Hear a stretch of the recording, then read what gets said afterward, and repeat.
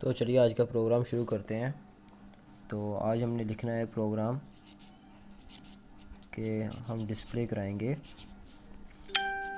Value को, ठीक है ना।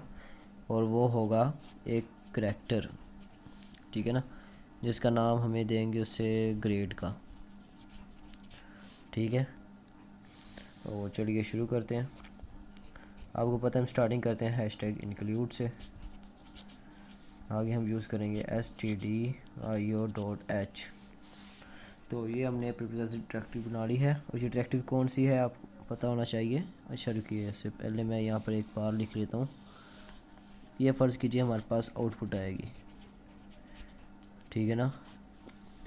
अब पहले हम ये समझ लेते हैं कि हमें आउटपुट क्या चाहिए। डिस्प्ले कराएंगे वैल्यू को करैक्टर की ग्रेड के, ठीक है ना। तो हमें आउटपुट चाहिए इसके हिसाब से ग्रेड इज़ ए, या फिर ऐसे देखें स्टूडेंट अली, ठीक है ना। तो अब हमें डिस्प्ले क्या कराना है, आउटपुट स्टूडेंट, उसका नाम है अली, ग्रेड उसका ए है, ठीक है ना। तो हमने डिस्प्ले कराना है वैल्यू ऑफ करैक्टर ग्रेड, ठीक है ना। इसके अंदर ये कुछ नहीं कहा गया कि हम यूज़र से इंपुट लेंगे, सही है ना। इसका मतलब हम खुद ही इंपुट देंगे। तो पहली डायरेक्टरी बना ली है तो इसके साथ हम दूसरी भी बनाएंगे ताकि ये हमें मॉनिटर पर शो करा सके। कौन io.h, ठीक है ना। तो यहाँ से हम प्रोग्राम को शुरू करेंगे। void main, यहाँ से शुरू करेंगे हम। तो स्टार्टिंग हम लेंगे एक करैक्टर बनाने से। तो करैक्टर हमारे पास कौन सा होगा, ग्रेड होगा, ठीक है ना। और हम उस ग्रेड को वैल्यू देंगे एक ही, क्योंकि हमने यहाँ पर ए ग्रेड को प्रिंट कराना है, ठीक है ना। तो ये हमने करैक्टर ले लिया, ठीक हो गया। क्लियर स्क्रीन करते हैं। अब सबसे पहले तो हमें ये लाइन प्रिंट करानी है ना। उसने ये नहीं कहा कि हम यूज़र से इंपुट लेंगे, इसका मतलब हम खुद ही इंपुट देंगे यहाँ पर। तो हम यूज़ करेंगे print F std student Ali. तो ये हो गया यहाँ पर क्लोजिंग। अब दूसरी लाइन क्या है, ग्रेड इज़ ए।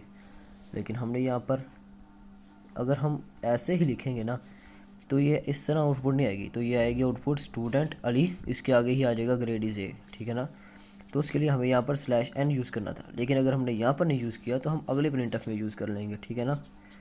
तो ये ज़रूरी है printf, यहाँ पर हम यूज़ करें /n ताकि यहाँ से लाइन चेंज हो जाए। /n आगे हम लिखेंगे ग्रेड इज़, और आगे हम लिखेंगे %c। अब आप शायद सोच रहे होंगे कि जैसे हमने ये लिख लिया तो वैसे हम क्यों नहीं लिख देते ग्रेड इज़ ए। तो वो इसलिए क्योंकि उसने पहले ही कहा है कि हमें करैक्टर बनाना है, ठीक है ना। यानी कि उसने ये चीज़ लाज़िम कर दिया कि हम करैक्टर ही बनाएंगे, करैक्टर बनाकर आगे हम काम करेंगे। तो इसलिए हमें करैक्टर बनाकर उसकी वैल्यू को कॉल करना पड़ेगा। करैक्टर कौन सा है, ग्रेड है, ठीक हो गया। तो इसे क्लोजिंग कर दी हमने। आगे सिंपल जो हम गेट चेंज का फंक्शन यूज़ करते हैं, ठीक है। अब आप चाहें तो करली ब्रेसर यहाँ भी लगा सकते हैं, यहाँ पर भी लगा सकते हैं, इससे कोई फ़र्क नहीं पड़ता। वैसे ही अगर आपने जैसे ये लगाकर एक लाइन छोड़ दी है ना, आप चाहें तो ये करली ब्रेसर लगाकर इसके आगे से ही प्रोग्राम को शुरू कर सकते हैं, ठीक है ना। तो इससे इतना फ़र्क नहीं पड़ता। वैसे ही मैं यहाँ पर लगा रहा हूँ, ठीक है। अब चाहे तो यहाँ पर भी लगा सकते हैं, इससे फ़र्क नहीं पड़ेगा। तो अब आप देखिए character grade A, clear screen. यहाँ से पहला प्रिंट होगा पहले स्टूडेंट अली, ये स्टूडेंट अली, ये चीज़ प्रिंट हो जाएगी। printf /n यानी कि यहाँ से लाइन चेंज हो जाएगी, दूसरी लाइन में शिफ्ट हो जाएगा। ग्रेड इज़ %c यानी कि अब ग्रेड इज़ %c यानी कि करैक्टर को कॉल कर रहा है। और ग्रेड कौन सा है, ये वाला करैक्टर है ए, तो यहाँ पर ए प्रिंट हो जाएगा, ठीक हो गया।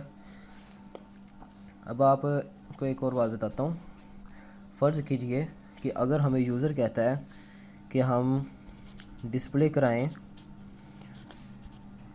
वैल्यू को, ठीक है ना, ऑफ करैक्टर की, ठीक है, इन ASCII, ठीक है ना। फ़र्ज़ करें वो हमें कह रहा है कि हमें करैक्टर बनाएं, ठीक है ना, करैक्टर बनाएं और उसकी आस की वैल्यू को हम प्रिंट कराएं तो वो कैसे होगा। तो उसके लिए हम चलिए इस लाइन को हम अलग कर देते हैं, ये अलग कोड है, ठीक है ना, ये आपको समझाने के लिए। तो हम शुरू करते हैं hashtag include stdio.h, hashtag include conio.h, void main। यहाँ पर तो सेम ही होता है, आपको पता है, ठीक है ना। तो अब मैंने जैसे आपको कहा था इसके आगे से भी हम शुरू कर सकते हैं, तो हम यहीं से शुरू करने वाले हैं। वो आपको समझाने के लिए चाहे तो आप यहाँ से भी लिख सकते हैं, ठीक है ना। तो उसने कहा है करैक्टर बनाओ, तो हम करैक्टर बना रहे हैं, चले ग्रेड ही बनाते हैं, ठीक है ना। उसे हम दे रहे हैं ए, ठीक है, वैसे ही सेम। अच्छा, उससे पहले हम इसका एक बार ना आउटपुट लिख लेते हैं, जैसे हमने पहले की लिखी थी ना। तो इसकी आउटपुट हमें चाहिए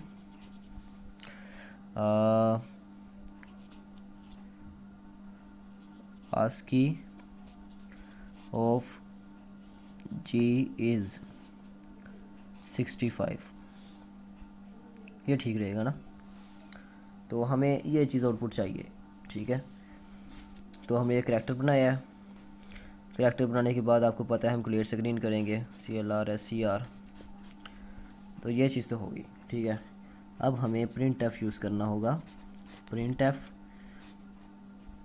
तो हमें क्या लाइन प्रिंट करानी है, ASCII ऑफ G इज़, यहाँ तक तो सेम ही होगा ना, ASCII ऑफ G इज़। अब इसके आगे हम क्या करेंगे, अब ASCII कोड को आपको पता होना चाहिए कि अगर हम करैक्टर के साथ यूज़ करेंगे %C को, ठीक है, तो वो करैक्टर की वैल्यू को प्रिंट कराएगा, करैक्टर वैल्यू होगी, ठीक है ना, ठीक हो गया। अगर हम वही करैक्टर के लिए हम यूज़ करें %D को, तो वो उसकी ASCII कोड को प्रिंट करेगा, ठीक है ना, क्योंकि %D आपको पता है इंटीजर में वैल्यू लिखता है, ठीक है। अगर फ़र्ज़ करें करैक्टर हमारे पास स्मॉल a है ना, तो ये उसका ASCII कोड 97 प्रिंट करेगा, ठीक है।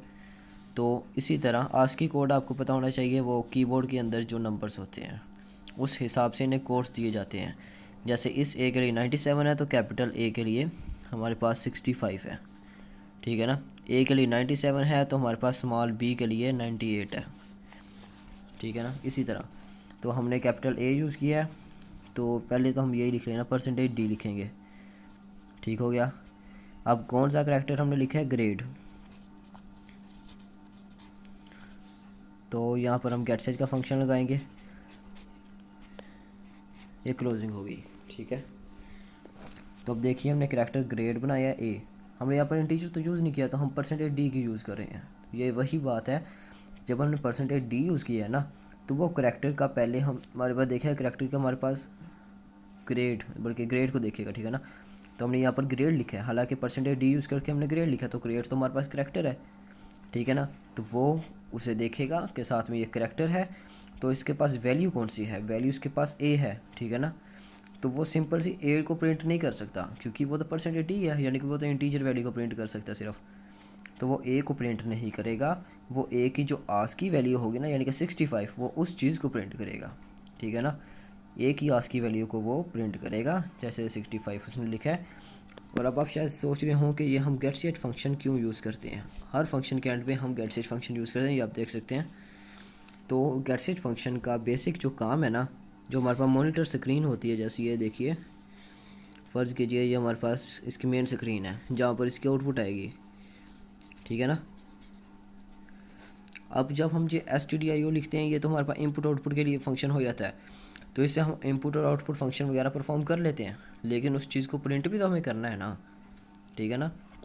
तो उस चीज़ को प्रिंट करने का, बेशक ये printf हमारे पास आउटपुट फंक्शन और ये स्टैंडर्ड इनपुट आउटपुट में आता है, ठीक है ना, लेकिन ये हमें मॉनिटर पर प्रिंट नहीं करेगा, यह सिर्फ इसकी कैलकुलेशन करेगा इनपुट और आउटपुट के तौर पर। तो कौन io.h में हमारे पास गेटसेज फंक्शन होता है, जो गेटसेज फंक्शन हमें आउटपुट मॉनिटर के ऊपर शो कराता है। तो उम्मीद है आपको समझ आई होगी। तो इसी के साथ हम यहीं पर अगला फंक्शन प्रोग्राम भी शुरू करते हैं, तो अगली वीडियो में ज़रूर मिलते हैं इंशाल्लाह।